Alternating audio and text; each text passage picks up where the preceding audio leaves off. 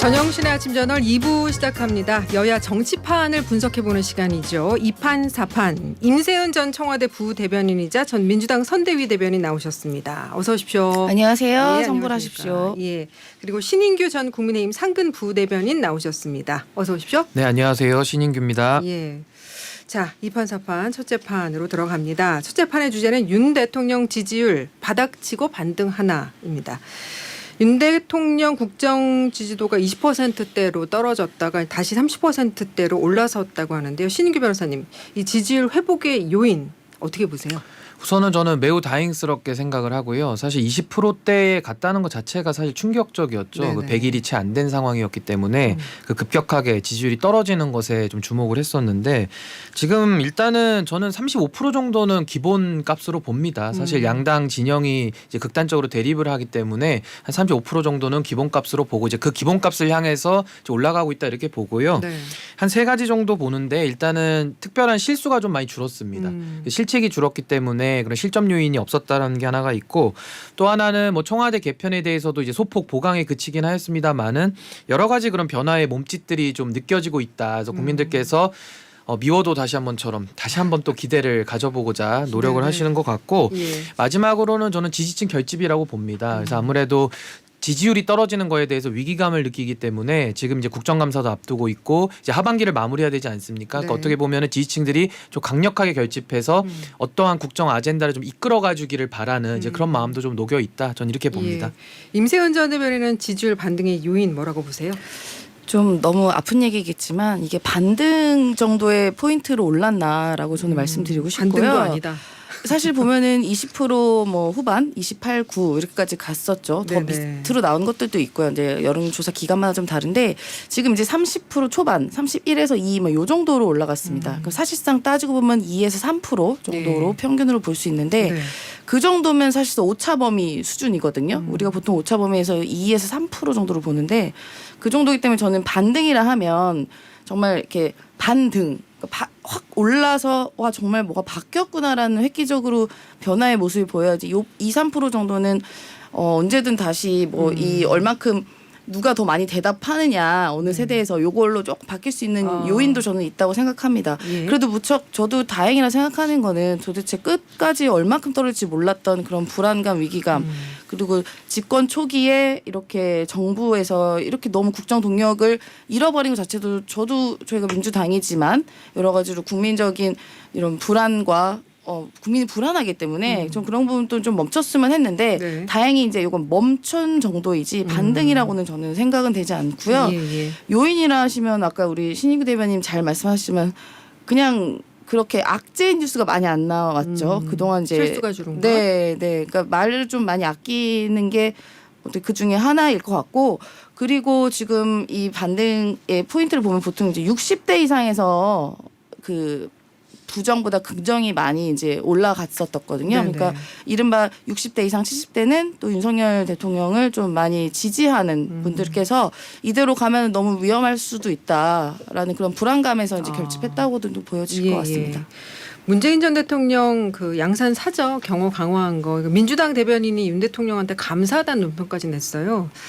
그 김진표 국회의장의 제안을 곧바로 실행한 부분도 지지율에 반영이 된 것이라는 분석도 있죠, 신 변호사님? 네, 아무래도 전임 대통령의 그 사저에서 굉장히 그 시위로 볼 수 없는 그런 폭력 행위들이 많이 발생을 했기 때문에 이거는 좀 초장부터 좀 이거 문제 제기를 하고 선을 걷었어야 되는데 좀 그게 안 됐기 때문에 저는 지지율에 거는 간표 요인으로 저는 작용을 했다고 봅니다. 근데 늦게라도 이 부분에 대해서 국회의장이 제안을 하고 또 행정부 수반이 이제 대통령께서 이걸 받아들인 형태를 취했기 때문에 뭐 모양은 굉장히 보기 좋았다. 그리고 이 부분에 대해서는 집회 시위의 범위는 아니거든요. 그래서 좀 아무래도 우리가 좀 잘못된 거에 대해서는 선을 긋고 좀 많은 다수의 시민들의 불편함에 대해서도 좀 신경을 써야 되지 않느냐. 저는 이렇게 봅니다.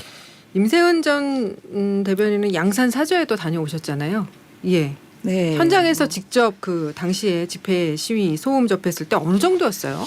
이게 이제 문제는요. 시끄러운 것보다 너무 심한 욕설이 난무한다는 것. 그것도 아침 뭐 한 6시, 7시부터 시작해서 한 5시, 오후 5시까지 그 소리가 끊이지 5시 지나면 퇴근하세요? 퇴근하고 가시더라고요. 그래서 그 욕설이 정말 너무 들을 수도 없는, 정말 아이가 있는 집이라면 정말 너무 괴로울 것 같습니다. 그렇죠. 물론 거기 어르신들이 많이 사시긴 하지만 예, 예. 그분들도 병원에 입원할 만큼 정신적인 고통이 되게 극심했던 걸로 알고 있습니다. 그리고 특히나 저희가 이제 뭐 식물, 이게 뭐 그냥 떠도는 이야기가 아니라 식물한테 매일매일 사랑한다 하면 식물이 되게 잘 예쁘게 잘 자라죠. 자라는데 예. 막 나쁜 얘기하면은 못 자라잖아요. 그렇죠. 거기 이제 농작물들이 많이 못 크고 있었어요. 아하. 예, 그만큼 그 우리가 농작물도 못 클 만큼의 극심한 욕설과 또 소음들이 너무 많은 분들을 괴롭게 했다. 과학적으로 근거가 있는 입증이 된 겁니까? 이거 아니 농작물이 어디서 못 들어본 컸다. 얘기 같긴 한데 입증 여부는 모르겠네요. 근데 정말 농작물이 안 그럴싸하네요. 크고 있었다고 그렇군요. 하더라고요. 좋은 말이 그럴 좋죠. 정도로 네, 그럴 그 정도로 정도로 시끄러웠다. 심했다. 그러면 이제 묘하게 설득되는. 이거를 이게 좀 은근 또 있어. 어린 아이한테도 이제 우리가 아이가 뱃속에 있을 때 그렇죠. 좋은 태교, 음악 들려서 태교. 태교하지 설득이 않습니까? 그런 면에서 그리고 또 이제 문재인 대통령과 김정은 여사께서도 본인들도 듣는 것도 괴롭지만 그렇게 주민들이 고통스러워하는 거에서 더 괴로워하셨거든요. 그래서 저는 이 부분에 대해서도 좀 늦었지만 이렇게라도 좀 배려라고 하면 좀, 네네. 네, 좀 다행이라고 생각합니다. 그러니까 이게 그 예. 전장년 시위랑도 좀 비슷한 맥락이에요. 그러니까 불법에 대해서는 장애인과 비장애인 차이가 없는 거고 예. 여야가 없는 거거든요. 그러니까 예. 다수의 지금 말씀하신 대로 시민들의 평온도 말씀하시잖아요. 그러니까 지하철 같은 경우도 보통 시민들의 이런 평온한 일상도 굉장히 소중한 거거든요. 예. 그러니까 같은 맥락에서 불법에 대해서는 엄단하는 것이 좋다 저는 이렇게 봅니다. 아이고 전장현 씨랑 어떻게 아니 맥락이 연결이 떠올라서 되시는지. 맥락이 떠올라서. 네. 어제부터 다시 이제 양산에 새소리가 들린다고 하니까 네. 예, 참 다행이라는 생각이 듭니다. 둘째 판으로 좀 넘어가겠습니다. 이준석의 2판 4판 이 주제인데요. 신인기 변호사가 이제 국민의힘 바로 세우기 국바세 대표 지금 맡고 계시잖아요. 그래서 가처분 신청을 주도적으로 진행을 하셨는데 재판부가 신문기일에 절차상의 위법성, 내용상의 위법성 이거 깐깐하게 물어봤다면서요? 그래서 지금 뭐 방송으로도 나가겠지만 제 눈이 좀 퀭하지 않습니까? 지금 되게 예, 요즘 아주 신경 많이 일주일 쓰는 내지 얼굴이에요. 2주일 동안 잠을 잘 못 잘 예, 정도로 예. 굉장히 좀 거칠해요. 이게 심각한 업무 강도로 일을 했고 지금 사실 제가 지난주에는 이제 수요일이죠. 그날 예. 신문기를 갔었는데 상당히 분위기 자체가 엄숙하고 긴장이 많이 돼가지고 뭐 많은 분들이 오신 것도 당연하지만은 네네. 어쨌든 굉장히 중요한 사건 아니겠습니까? 대한민국 민주주의, 정당 민주주의에 대한 획을 긋는 아마 이제 판결이 될 것이라고 생각을 하는데요. 사실은 절차상의 문제도 지적을 했고 네. 또 실체상의 문제, 내용상의 문제도 지적을 했습니다. 그러니까 내용상의 문제라고 한다면은 당의 주인이 누구이냐의 논쟁이에요. 예. 그러니까 이것이 사실 진보 진영에서 갖고 있었던 아젠다인데 사실 보수 진영이 지금 들어온 거거든요. 당원 주권. 우리가 헌법에도 보면은 1조 1항에 대한민국 민주공화국이고 모든 권력은 국민으로부터 나온다 돼 있잖아요. 그렇죠. 그게 주권 재민입니다. 그러니까 당권이 그러면 국회의원에게 있느냐? 아니면은 당원에게 있느냐 이 싸움이거든요. 왜냐하면 이준석 대표 물러가라 하시는 분들은 지금 의원들이시고 그렇죠. 그리고 당원들은 당 대표를 선출했단 말입니다. 그럼 이것을 사실 합법적으로 당 대표를 해임하는 결과를 가져오기 위해서는 당원 제6조의 2에 따라 당원 소환제를 해야 됩니다. 네. 근데 당원 소환제를 하지 않는 이유는 아무래도 표대결을 붙였을 때는 이것도 의외의 결과가 나올 수 있거든요. 신규 당원들의 유입으로 인해서. 예. 그러다 보니까 지금 비정상적인 탈법적인 위헌적인 방식으로 당대표를 지금 끌어내린 꼴이 된 겁니다. 그래서 이것은 제가 당권 쿠데타라고 감히 규정할 만큼의 심각한 문제이기 때문에 재판장님께서도 마지막에 이제 신문을 100분 동안 마치신 다음에 네. 이것은 정당의 자율권과 정당 민주주의의 비교 형량 문제 아니냐 네네. 이렇게 말씀을 하셨고 또 채무자 측인 국민의힘과 이제 주호영 비대위원장 측에 상당히 많은 부분을 확인을 하셨어요. 그래서 아무래도 의문이 드니까 확인을 했을 거다 전 그렇죠. 이렇게 보고 예. 결과가 지금 나오지 않고 길어지고 있기 때문에 네네. 재판부가 인용을 하든 기각을 하든 저는 존중해야 된다는 입장이고 재판부가 고심이 깊은 것은 맞다. 네. 그렇다면 어느 정도 정당에서 일을 처리할 때 문제를 가지고 처리한 건 아니냐. 이 부분에 대해서는 좀 입증이 가능할 것 같습니다. 그 법원이 계속 이제 가처분 결정 내리는 거 미루는 거는 불리한 신호 아니냐 이준석 전 대표 측에 불리한 신호 아니냐 이런 또 분석도 있어요. 근데 원래 가처분이라는 게 긴급성이긴 한데요. 예. 중요 사건들은 보통 일주일 걸려요. 그러니까 지금 일주일이 안 됐지 않습니까? 그러니까 이거는 정말 통상적인 기다림인데 많은 분들이 이제 관심이 많다 보니까 좀 이렇게 보고 싶은 드라마 기다리면 초조하지 않습니까? 좀 네네. 그런 느낌인 것 같고 그렇죠. 어쨌든 제 생각에는 이번 주 안에는 나올 것 같습니다. 왜냐하면 변호사들도 이제 서면을 내는데 네. 저도 뭐 어제 정도 해서 거의 다 정리해서 냈거든요. 그럼 이제 이제 어느 정도 재판부에서 입장을 다 확인하고 네. 이제 판결문 쓰는 시간이 걸리니까 예, 예. 아마 이번 주 안에는 결론을 내리지 않을까 조심스럽게 예측해 봅니다. 이준석 전 대표에 대한 경찰 소환 조사는 지금 잡히지 않고 있는데 이게 이제 공소시효 만료 한 달 남았다고 하잖아요. 이건 어떻게 봐야 될까요? 사실 경찰 수사 같은 경우는 상당히 의문이 많습니다. 왜냐하면 보통 고소고발을 누구나 할 수 있고 저도 고발당할 수가 있는 거거든요. 누구나. 그럼 고발당하면 보통은 고발인 조사하고 피고발인 조사 한 두세 달 안에는 다 끝내요. 그렇죠. 보통 사건도. 네. 근데 이 사건은 뭐 현직 당대표에 대한 소위 말하는 이제 이준석 대표 측에서 이거 무고당했다는 주장인 것이고 또 그것을 고소고발한 측 입장에서는 이거 너무 중대한 사건이라는 얘기 아닙니까? 근데 이거를 지금 경찰이 받아들고 지금 한 8개월에서 9개월 이상 끄는 것은 정치적 의도가 있거나 아니면 수사가 무능하거나 뭐 둘 중에 하나입니다. 아니면은 이제 본인들이 해결할 수 있는 용기가 없거나 뭐 이 셋 중에 하나거든요. 근데 지금 어쨌든 소환 조사를 안 했다고 합니다. 이준석 대표에 대해서. 네. 그러니까 소환 조사도 안 했고 지금 가장 중요한 증거라고 하는 것이 김성진이라고 하는 사기 범죄로 9년 동안 지금 복역하고 있는 사기꾼의 증언밖에 없어요. 네, 네. 그리고 이제 정치적인 공방밖에 없는 겁니다. 그래서 저는 윤리위가 이거에 대해서 먼저 예단적인 조치를 취했기 때문에 이것은 이준석 대표라는 한 자연인 개인에 대해서는 상당히 안 좋은 예단을 준 거거든요. 그래서 저희가 비판했던 것이고 징계하지 말란 뜻이 아닙니다. 네. 결과 다 보고 징계를 하시라는 얘기였는데 그게 순서가 뒤바뀌었다는 것이고 경찰청장도 문제입니다. 이준석 대표에 대해서 100일 취임 기자회견 때 뭐 이거 뇌물죄 적용 가능한 거 아니냐 이런 식으로 엉뚱한 얘기를 했었고요. 네. 그리고 그 다음에도 뭐 유튜버에서는 처벌이 가능하다는데 왜 당신들은 처벌 못하느냐 이렇게 얘기도 했었고 누가요? 김광호 총장이요. 그리고 또 그 다음번에 더 기가 막힌 건 이제 강총경이 이거 수사를 했었는데 강총경 전보 조치됐습니다. 그러니까 이런 일련의 과정들 참 의아하고 정말 수사를 이런 식으로 해도 되느냐 이런 의문이 들 수밖에 없습니다. 그러니까 문제가 없으면 빨리 정리를 해야죠. 예. 근데 경찰은 지금 들고서 이 숙제를 안 하고 있는 겁니다. 그래서 저는 언제까지 들고 있을 수는 없다고 보고 빨리 조속히 결론을 내려야 된다 이렇게 봅니다. 그 이준석 대표가 이거 수사에 윤핵관이 개입했다 SNS를 통해서 이런 말했는데 뭐 그런 정황이 있는 건가요? 뭐 이런 거죠. 사실 그때 유상범 의원이 아마 MBC 카메라에 비춰가지고 그때 놀래서 이제 막 최영두 의원이 마이크 덮고 이랬었는데 예. 당시에도 이준석 대표에 대해서 징계하고서 다음에 무혐의 나면 어떡할 거냐 이랬더니 아 그래도 또 징계해야 된다 막 이래요. 아, 그렇죠. 부위원장이신 분이 예, 윤리 예. 부위원장이. 예. 그러니까 이거는 답정너 징계 아닙니까? 무조건 제명을 향해 달려가는 뭐 이재명은 아닙니다만 아, 네, 저 제명을 깜짝 향해 놀랐습니다 지금. 달려가는 것 같고 그리고 어찌됐든 간에 이런 수사에 대해서는 이준석 대표의 증언에 의하면은 예. 뭔가 딜을 시도했다는 거 아닙니까? 박성민 비서실장이. 그렇다면은 이준석 대표가 대표 자리를 놓고 딜할 게 뭐가 있을까요? 뭐 돈을 요구했을까요?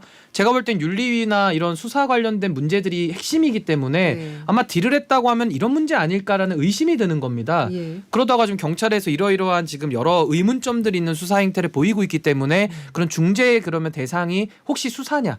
그렇다 그러면 이건 굉장히 심각한 문제가 되거든요. 마치 수사 권한을 좌지우지할 수 있기 때문에 그걸 딜로써 할 수 있는 거 아니겠습니까? 그래서 이 부분에 대해서는 좀 확인이 필요하고 상당히 지금 경찰 수사는 의구심을 면하기 위해서라도 공명정대하게 빨리 법과 원칙에 따라 결론을 내려야 된다 이렇게 봅니다. 예. 이 부분에 대한 반대 얘기는 또 국민의힘 관련해서 또 나중에 인터뷰를 저희가 또 섭외를 해서 하겠습니다. 자, 제명을 위해 달려가는 같은 제명인데 이름이 스펠링이 좀 어이와 아이. 다릅니다. 야, 임세은 전 대변인. 이준석 대표가 그야말로 정말 제가 제목에도 얘기했습니다만 이판사판격으로 윤 대통령하고 윤핵관들 공개 저격하고 있는데 뭐 양두구육이라든지 네. 나도 속고 국민도 속았다. 윤핵관을 명예롭게 정계 은퇴시키겠다 이런 말들 했는데 일각에서는 돌아올 수 없는 강을 건넜다라는 얘기도 있어요. 어떻게 생각하세요?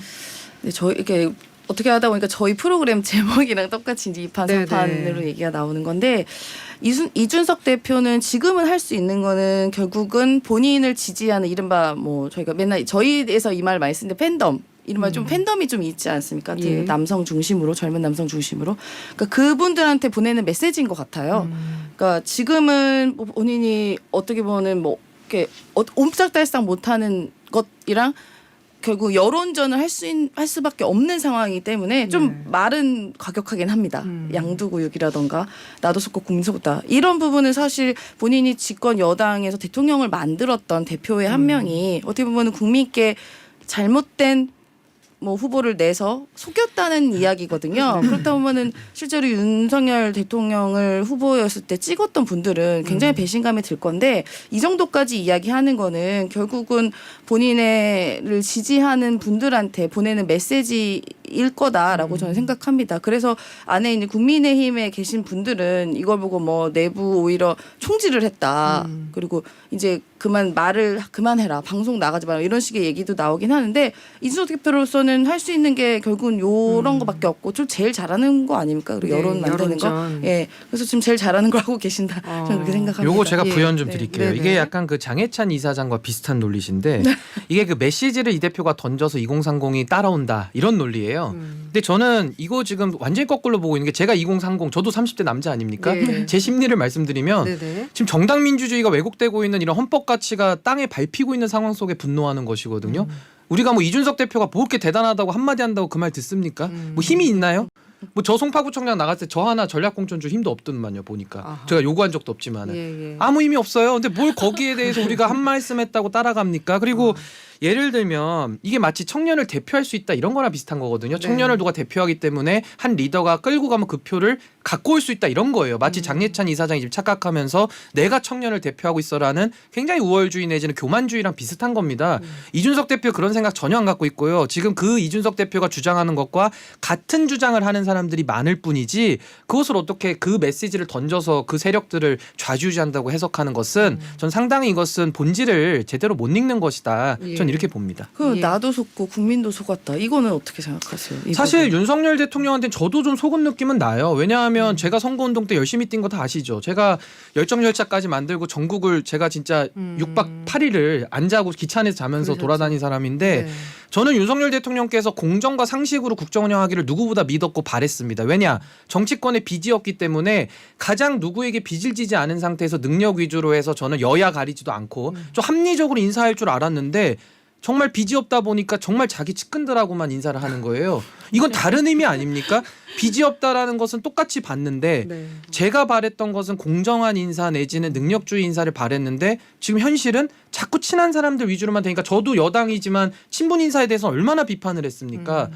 이런 부분에 대해서는 속았다고 느껴지는 거예요. 그리고 집권할 때는 세대 연합을 통해서 같이 집권했는데 집권하고 나서는 이준석 대표부터 지금 먼저 정리하는데 이게 저도 의혹이었지만 내부 총재 문자가 나옴으로써 정말 이렇게 뒤통수를 맞은 얼얼한 느낌이 들거든요. 그러니까 여기에 대해서는 나도 속았다라는 느낌이 저는 좀 와닿습니다. 솔직히. 예, 알겠습니다. 자, 셋째 판으로 넘어가죠. 셋째 판의 주제는 28일부터 강대 강입니다. 더불어민주당이 새 당대표 28일에 선출을 되는데 이제 정치권의 갈등은 또 새로운 국면을 맞게 될 걸로 보입니다. 윤석열 대통령 대 이재명 민주당 대표. 뭐 사실상 뭐 확정적이니까요. 예, 예. 네, 네. 그 대선에 이어서 무대 옮겨서 이제 2라운드 시작된다고 볼 수가 있겠죠. 네, 뭐 그렇죠. 뭐 사실상 거의 한 80% 이상 이제 이재명 후보가 대표가 될 확률이 높기 때문에 사실상 이제 대표로 가는 길을 가고 계시는 거고. 네네.